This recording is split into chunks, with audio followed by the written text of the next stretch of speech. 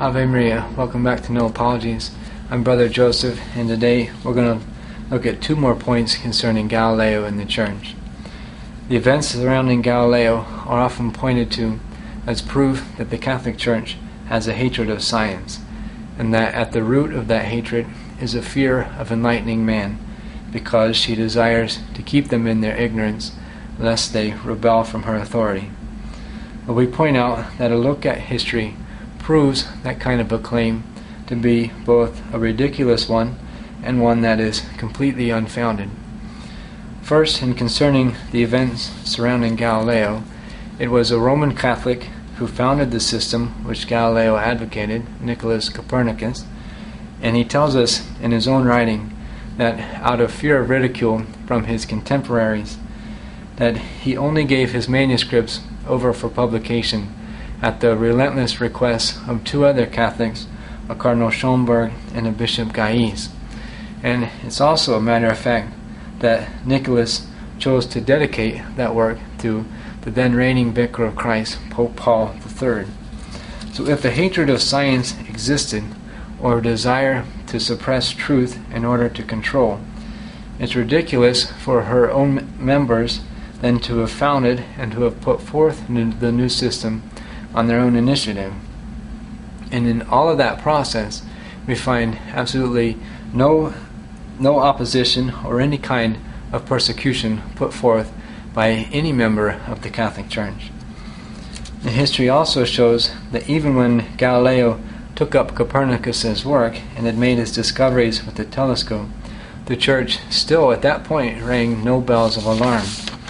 And in fact, Galileo came to Rome in 1611, and having been received, he set up his telescope in the garden of another Catholic, Cardinal Bandini, to whom he began to show his discoveries. The Church only began ringing the bells when Galileo began to insist that the Copernican doctrine was to be taken as absolute truth, when we pointed out in our previous vlogs that not all the objections had been answered. So in light of that point, the Church here proves herself to be not a hater of science, but as the defender of true science, insisting that all points be taken into consideration, and that sufficient proof be provided for each, lest error be hastily adopted. So this position was nothing more than the common position of the majority of that day, for the Copernican system was still considered as unscientific, and even with the discovery of the telescope was still founded on many hypotheses that were not able to be proved. But putting Galileo aside, history also shows the Church to be not only favorable and supportive of scientific and technological advancement, but in many cases to be the forerunners. Louis Pasteur was a devout Catholic layman who established his germ theory in the development of vaccines. Alessandro Volta was a Catholic who discovered the first real practical method of generating electricity.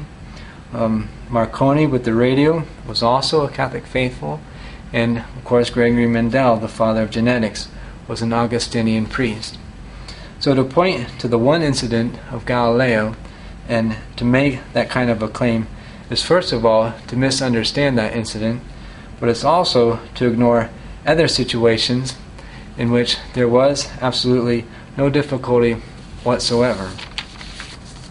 Now another cry which is often attached to Galileo is that these events prove that the Catholic Church is not infallible, as she claims. Now two popes were involved with Galileo, Paul V and Urban VIII, and it's true that both popes were not in favor of the new system. Like the majority of the day, they were convinced of its error.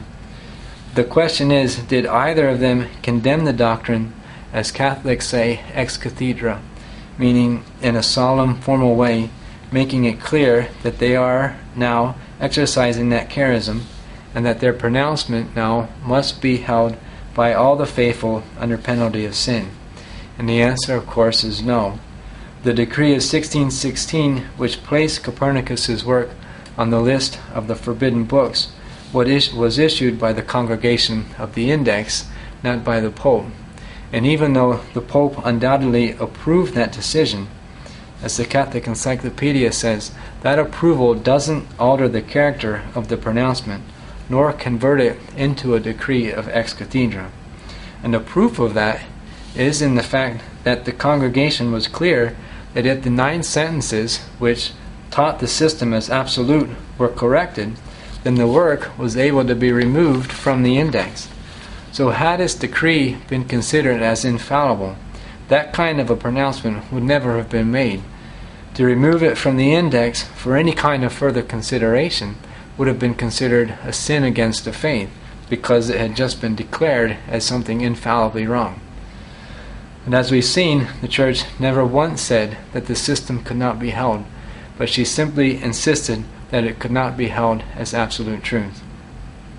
So in conclusion, we say that there is no just or solid footing for accusing the Church of possessing a hatred of science, nor of asserting that the Galileo events prove the falsity of the Church's infallible charism. So thanks for joining me here on No Apologies. Ave Maria.